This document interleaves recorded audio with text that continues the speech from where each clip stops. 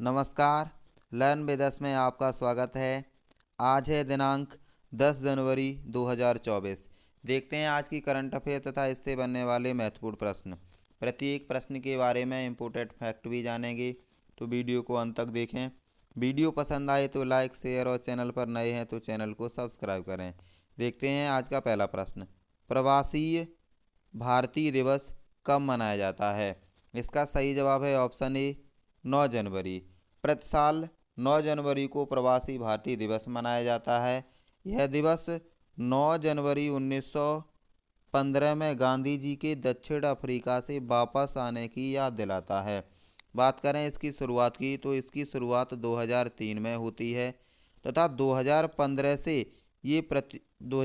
से प्रत्येक 2 साल में मनाया जाने लगा है। इस दिन प्रवासी भारतीय सम्मान पुरस्कार भी प्रदान किए जाते हैं। बात करें पहला प्रवासी भारतीय दिवस नई दिल्ली में आयोजित किया गया। अब बात करते चलें अंतर्राष्ट्रीय प्रवासी दिवस की, तो यह 18 दिसंबर को मनाया जाता है। अब बात करें 8 जनवरी की, तो 8 जनवरी को पृथ्वी घूर्णन दिवस मनाया जाता है तथा 6 जनवरी को विश्व युद्ध अनाथ दिवस मनाया जाता है। देखते हैं अगला प्रश्न। हाल ही में मद्रास हाईकोर्ट ने तमिलनाडु सरकार को शिक्षा और सार्वजनिक रोजगार में ट्रांसजेंडर व्यक्तियों को कितने प्रतिशत क्षैतिज आरक्षण प्रदान करने पर विचार करने को कहा है? तो इसका सही जवाब है ऑप्शन सी 1%। अभी हाल ही में मद्रास हाईकोर्ट ने तमिलनाडु सरकार को ट्रांसजेंडर व्यक्तियों को 1% आरक्षण देने के लिए विचार करने को कहा है। देखते हैं अगला प्रश्न। हाल ही में प्रधानमंत्री ने किस देश के राष्ट्रपति से गांधीनगर में द्विपक्षीय बैठक आयोजित की है? तो इसका सही जवाब है ऑप्शन बी पूर्वी तिमोर। अभी हाल ही में पूर्वी तिमोर के राष्ट्रपति रामोस होर्ता के साथ गांधीनगर में महात्मा मंदिर में प्रधानमंत्री नरेंद्र मोदी ने पूर्वी तिमोर के राष्ट्रपति से मुलाकात की है। दोनों देश संस्कृति के आदान प्रदान तथा आपसी सहयोग को बढ़ावा देने के लिए ये बैठक कर रहे हैं। बात करें पूर्वी तिमोर के राष्ट्रपति की, तो ये अभी ब्राइवेंट सम्मेलन 2024 में शामिल होने के लिए आए थे। अगला प्रश्न। हाल ही में यूरोपीय संघ के वैज्ञानिकों ने किस वर्ष को दुनिया का सबसे गर्म वर्ष घोषित किया है? तो इसका सही जवाब है ऑप्शन ए 2023 को। अभी हाल ही में यूरोपीय संघ के वैज्ञानिकों के द्वारा पिछले 1 लाख वर्षों में 2023 को सबसे गर्म वर्ष घोषित किया है। देखते हैं अगला प्रश्न। हाल ही में फ्रांस का अब तक का सबसे युवा प्रधानमंत्री किसे चुना गया है?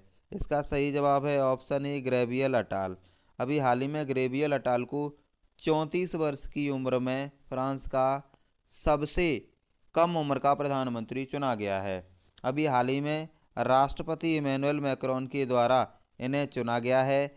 अभी हाल ही में फ्रांस सरकार के बीच आए गतिरोध के बीच पूर्व प्रधानमंत्री एलिजाबेथ बोर्न ने अपना इस्तीफा दे दिया है। बात करें फ्रांस की, तो इसकी राजधानी पेरिस है। देखते हैं अगला प्रश्न। हाल ही में जर्मनी के किस पूर्व फुटबॉल खिलाड़ी का निधन हो गया है? तो इसका सही जवाब है ऑप्शन बी फ्रांज बेकनबाउर। अभी हाल ही में इनका 74 वर्ष की उम्र में निधन हो गया है। ये जर्मनी के 1974 तथा 1990 की विश्व विजेता टीम के सदस्य भी रहे हैं तथा 2006 में ये इसके कोच भी रहे हैं। बात करें मारियो जगालो की, तो मारियो जगालो का अभी 5 जनवरी को निधन हुआ है। ये ब्राज़ील की विश्व विजेता टीम के सदस्य थे। अब बात करें पेले की, तो ये ब्राज़ील के तथा विश्व के सर्वकालिक फुटबॉलर माने जाते हैं। अगला प्रश्न। हाल ही में किसके द्वारा राष्ट्रीय खेल और साहसिक पुरस्कार 2023 प्रदान किए गए हैं?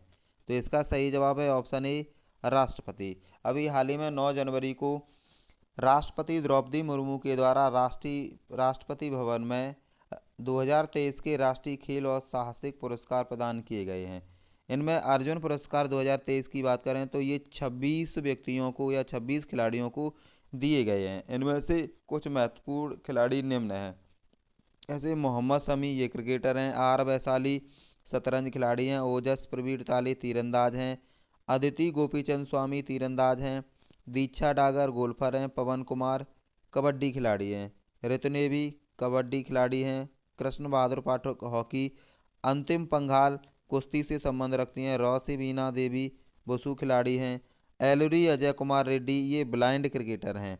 शीतल देवी ये पैरा तीरंदाज हैं। प्राची यादव कैनोइंग खिलाड़ी हैं। पी सुशीला चानू हॉकी खिलाड़ी हैं। नसरीन खो खो से संबंध रखती हैं। पिंकी लॉन बॉबल्स खिलाड़ी हैं। ऐश्वर्य प्रताप निशानेबाज हैं। ईसा सिंह निशानेबाज हैं। हरेंद्र पाल सिंह संधू स्क्वैश खिलाड़ी हैं। अयका मुखर्जी टेबल टेनिस से संबंध रखती हैं तथा सुनील कुमार कुश्ती से संबंध रखते हैं। बात करें द्रोणाचार्य पुरस्कार 2023 की, तो इनमें कोच ललित कुमार को कुश्ती के लिए द्रोणाचार्य पुरस्कार दिया गया है। आरबी रमेश को शतरंज के कोच के लिए पुरस्कार दिया गया है।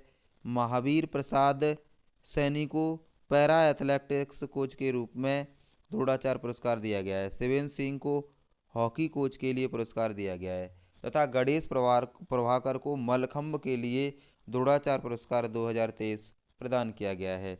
बात करें लाइफ टाइम अचीवमेंट पुरस्कार की, तो ये मंजूषा कंवर को बैडमिंटन के लिए, विनीत कुमार शर्मा को हॉकी के लिए, कविता सेल्वराज को कबड्डी के लिए लाइफ टाइम अचीवमेंट पुरस्कार दिया गया है।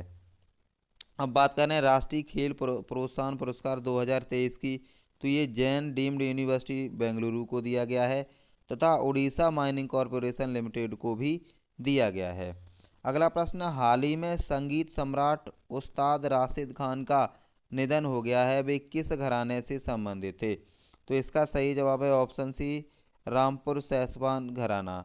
अभी हाल ही में उस्ताद सम्राट राशिद खान का 55 वर्ष की उम्र में कोलकाता में निधन हो गया। ये रामपुर सैसवान घराना से संबंध रखते थे। इस घराने के संस्थापक इनायत खान थे। इनके ये परपोते हैं। देखते हैं अगला प्रश्न, रामायण वैक्स म्यूजियम का निर्माण कहाँ किया जा रहा है? तो इसका सही जवाब है ऑप्शन बी, अयोध्या। अभी हाल ही में उत्तर प्रदेश के अयोध्या में रामायण वैक्स म्यूजियम का निर्माण किया जा रहा है। अगला प्रश्न, हाल ही में देश का पहला साइबर सुरक्षा केंद्र कहाँ खोला गया है? तो इसका सही जवाब है ऑप्शन ए, चंडीगढ़। चंडीगढ़ में पहला साइबर सुरक्षा केंद्र खोला गया है। बात करें चंडीगढ़ की, तो यह पंजाब, हरियाणा तथा केंद्र शासित प्रदेश चंडीगढ़ की राजधानी है। देखते हैं अगला प्रश्न, हाल ही में श्री विकासशील को किस बैंक का कार्यकारी निदेशक बनाया गया है? तो इसका सही जवाब है ऑप्शन बी, एशियाई विकास बैंक। बात करें एशियाई विकास बैंक की, तो इसका हेड ऑफिस मनीला में है। अभी हाल ही में श्री विकासशील को इसका निदेशक बनाया गया है। अगला प्रश्न, हाल ही में भारत वियतनाम के किन दो शहरों के बीच संस्कृति आदान प्रदान और पर्यटन को बढ़ावा देने के लिए समझौता किया गया है? तो अभी हाल ही में इसका सही जवाब है ऑप्शन ए, भारत के लद्दाख तथा वियतनाम के लामडोंग के बीच संस्कृति के आदान प्रदान और पर्यटन को बढ़ावा देने के लिए एक समझौता किया गया है। अगला प्रश्न, हाल ही में भारत ने किस देश को 10,000 मेगावाट बिजली के निर्यात के लिए एक समझौते पर हस्ताक्षर किए हैं? तो इसका सही जवाब है ऑप्शन बी, नेपाल। अभी हाल ही में भारत सरकार ने नेपाल के साथ अगले 10 वर्षों में नेपाल को 10,000 मेगावाट बिजली निर्यात करने पर हस्ताक्षर किए हैं। बात करें नेपाल की, तो यहाँ की राजधानी काठमांडू है। देखते हैं अगला प्रश्न, हाल ही में किसे order of the British Empire पुरस्कार दिया गया है? तो इसका सही जवाब है option A, professor Adrian cruise.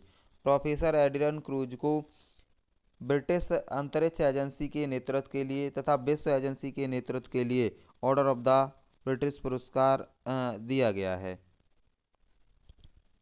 देखते हैं आज का अभ्यास प्रश्न, हाल ही में किस देश ने हिम तेंदुए पैंथेरा अनसिया को आधिकारिक तौर पर अपना राष्ट्रीय प्रतीक घोषित किया है? तो इस ऑप्शन दिए हुए हैं, इसका जवाब आप कमेंट बॉक्स में लिखेंगे। अगर वीडियो पसंद आई हो तो लाइक, शेयर और चैनल पर नए हैं तो चैनल को सब्सक्राइब करें। आज की वीडियो में इतना ही, मिलते हैं अगली वीडियो में, तब तक के लिए नमस्कार।